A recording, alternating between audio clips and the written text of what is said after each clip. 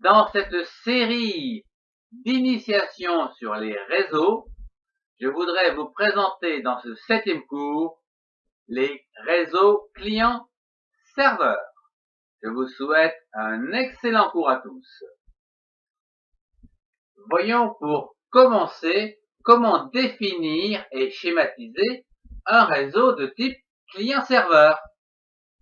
Un réseau client-serveur est un réseau qui utilise un ordinateur central pour délivrer des informations et des ressources auprès des autres ordinateurs. L'ordinateur central est appelé un serveur, alors que les ordinateurs qui sont demandeurs ou récepteurs ici sont appelés des clients. Le réseau client-serveur est donc souvent la solution la mieux adaptée pour relier plus de 10 ordinateurs. En résumé, un serveur est un ordinateur qui met ses informations, telles qu'un document, et ses ressources, telles qu'une imprimante, à la disposition des autres ordinateurs au sein d'un même réseau.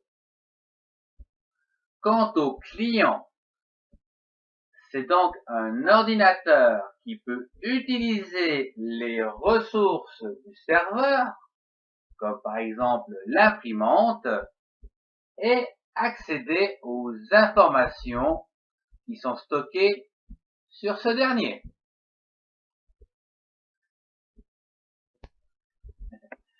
Quelques mots sur la taille des réseaux clients-serveurs.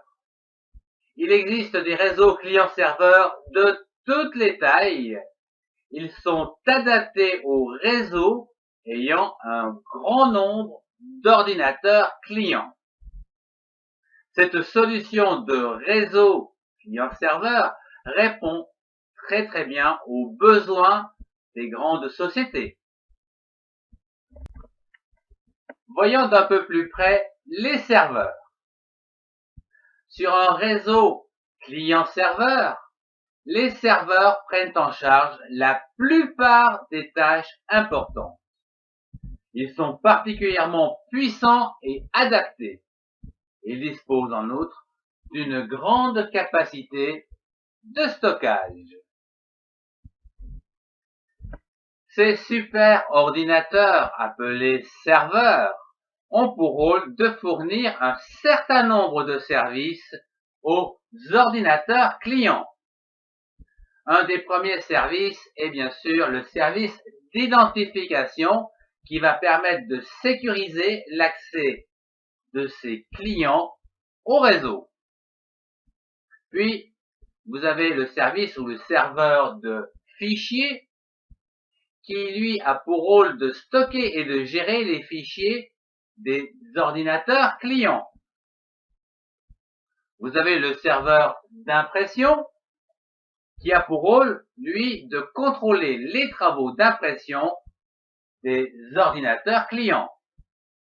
Vous avez également le service base de données qui, lui, aura pour rôle de stocker et d'organiser des quantités très importantes d'informations pour le compte des clients, etc.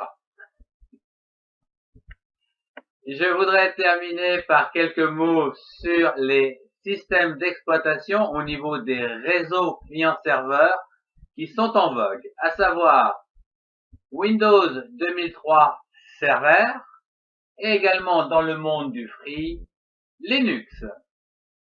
Ces systèmes d'exploitation sont complexes et nécessitent l'intervention d'un administrateur de réseau, d'une part pour l'installation, puis pour son administration. Ce cours touche à sa fin. Je vous remercie de l'avoir suivi. Au revoir et à très bientôt.